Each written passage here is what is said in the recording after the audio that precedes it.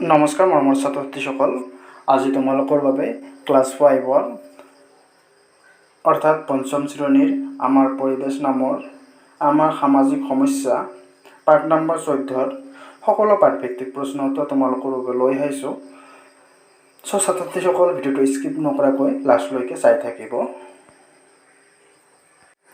অনুশীলনীৰ সকলোবোৰ কোৱেশ্চন উত্তৰ আৰু ভিতৰুৱা কোৱেশ্চন তোমালোকৰ বাবে লৈ আহিছোঁ। অনুশীলনীৰ 1 নম্বৰ উত্তৰ লিখা ক নম্বৰ কোৱেশ্চনটো হৈছে সামাজিক সমস্যা বুলিলে কি বুজা? ইয়াৰ উত্তৰ হ'ব সমাজ জীৱনত প্ৰভাৱ পেলাই সমাজ জীৱন নষ্ট কৰা সমস্যাবোৰক সামাজিক সমস্যা বুলি কোৱা হয়। যেনেদৰে বাল্য বিবাহ এক সামাজিক সমস্যা। ছোৱালীৰ উপযুক্ত বয়সৰে পৰিপুষ্ট নহওঁতেই তেওঁলোকৰ বিয়া দিয়া হয়। দেশৰ ভৱিষ্যত প্ৰজন্ম যদি এনেদৰে স্বাস্থ্যহীন হয়, তেনেহ'লে দেশ উপযুক্ত মানৱ সমাজ গঢ়ি তুলিব নোৱাৰিব।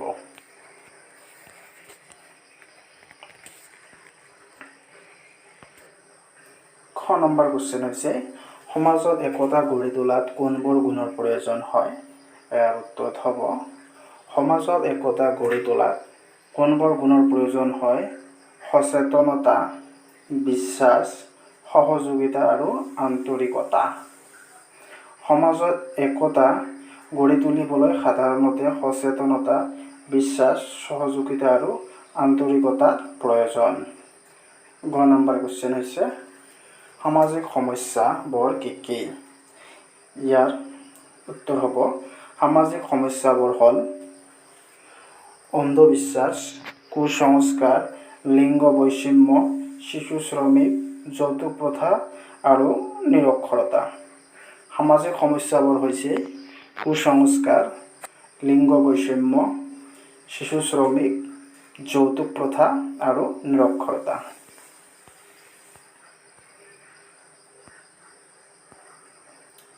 খ নম্বৰ কোৱেশ্চনটো হৈছে সামাজিক সমস্যা সৃষ্টিত কোনবোৰ কাৰকে অৰিহণা যোগায়? ইয়াৰ উত্তৰ হ'ব সামাজিক সমস্যা সৃষ্টিত আন্তৰিকতাৰ অভাৱ, বিশ্বাসহীনতা, উচ্চ নিচ ভাৱ আৰু ধনী দুখীয়াৰ ভেদাভেদ এইবোৰৰ কাৰকে অৰিহণা যোগায়।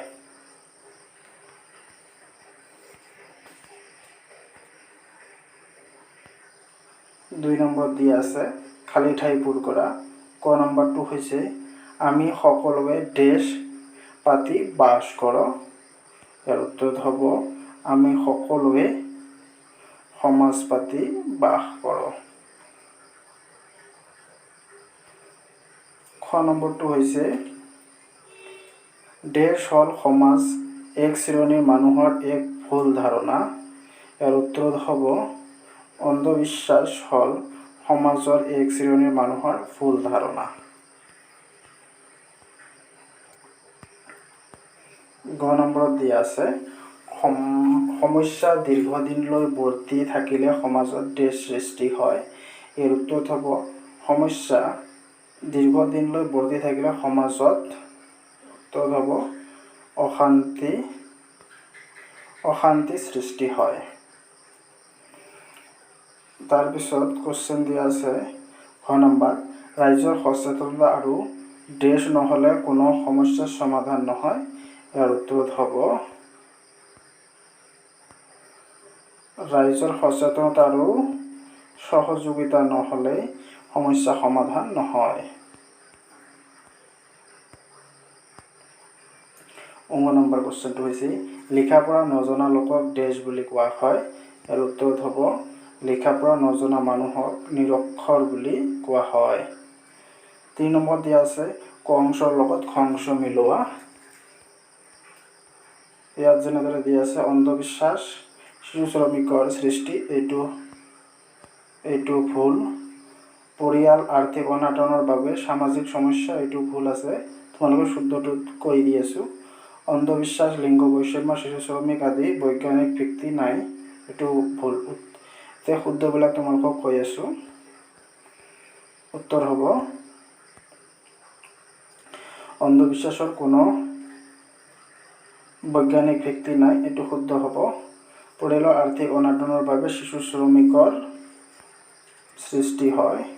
অন্ধবিশ্বাস, লিংগ বৈষম্য, শিশু শ্ৰমিক আদি সামাজিক সমস্যা। 4 নম্বৰত শুদ্ধ বাক্যবোৰ অশুদ্ধ বাক্যবোৰ শুদ্ধকৈ লিখা।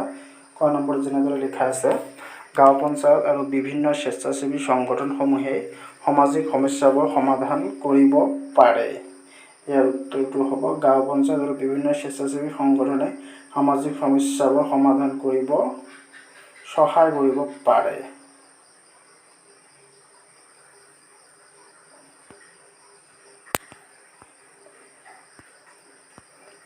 খ নম্বৰ দিয়া আছে, কুসংস্কাৰৰ পৰা সমাজৰ ক্ষতি হয়। ইয়াৰ উত্তৰ হ'ব কুসংস্কাৰৰ পৰা সমাজৰ ক্ষতি হয়।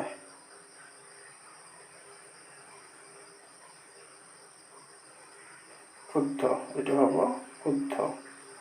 লিংগ বৈষম্য হ'ল সমাজৰ এটা সমস্যা। হয়, লিংগ বৈষম্য হ'ল সমাজৰ এটা সমস্যা।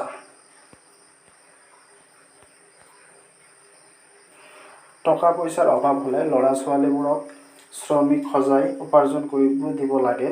নহয়, টকা পইচাৰ অভাৱ হ'লে ল'ৰা ছোৱালীক শ্ৰমিক উপাৰ্জন কৰিব দিব নালাগে। আৰু ঘ নম্বৰ দি আছে, নিৰক্ষৰতা সমাজৰ অন্ধবিশ্বাস আৰু কুসংস্কাৰ দূৰ কৰিব পাৰে। নিৰক্ষৰতা, ইয়াৰ উত্তৰত হ'ব নিৰক্ষৰতাই সমাজৰ অন্ধবিশ্বাস আৰু কুসংস্কাৰ দূৰ কৰিব নোৱাৰে। তাৰপিছত আছে চমু টোকা লিখা অন্ধবিশ্বাস। ইয়াৰ উত্তৰত হ'ব অন্ধবিশ্বাস হ'ল সমাজৰ এক শ্ৰেণীৰ মানুহৰ কিছুমান ভুল ধাৰণা।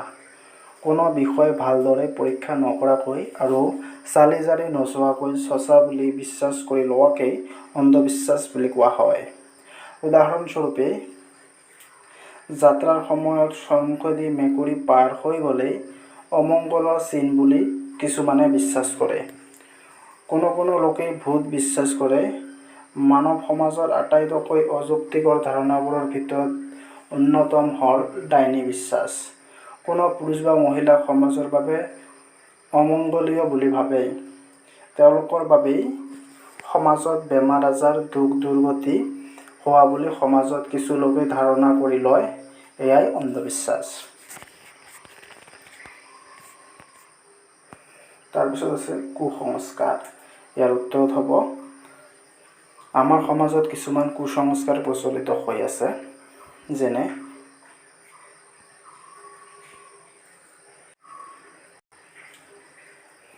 যেনে সাপে খুটিলেই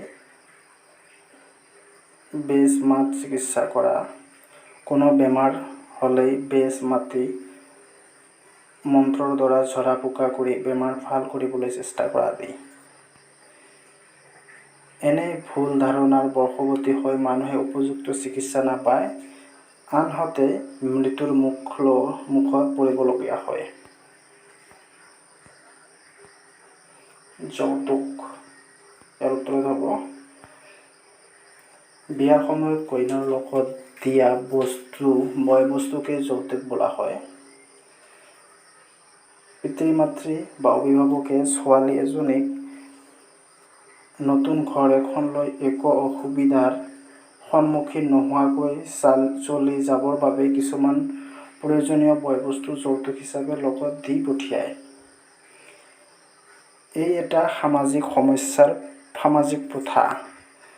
অতীতৰ পৰা সমাজত যৌতুক প্ৰথা চলি আহিছে যদিও ই কোনো সামাজিক সমস্যাৰ সৃষ্টি কৰা নাছিল। কিন্তু কেতিয়াবা দৰাঘৰে অধিক যৌতুক দাবী কৰা দেখা যায় আৰু সেইমতে দিব নোৱাৰিলে বিবাহৰ পাছত ছোৱালীক অশেষ নিৰ্যাতন কৰিবলগীয়া হয়। সমাজৰ সকলো লোকেই এই প্ৰথাৰ বিৰূপ ফলৰ প্ৰতি সজাগ হ'ব লাগিব। ছোৱালীৰ উপযুক্ত শিক্ষাৰে শিক্ষিত হৈ আত্মনিৰ্ভৰশীল হ'লে সমাজত এই প্ৰথা নিশ্চয় আঁতৰ হ'ব।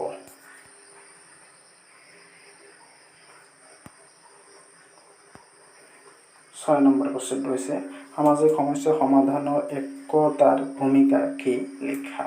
ইয়াৰ উত্তৰত হ'ব সামাজিক সমস্যা সমাধানৰ একতাৰ ভূমিকা অপৰিসীম।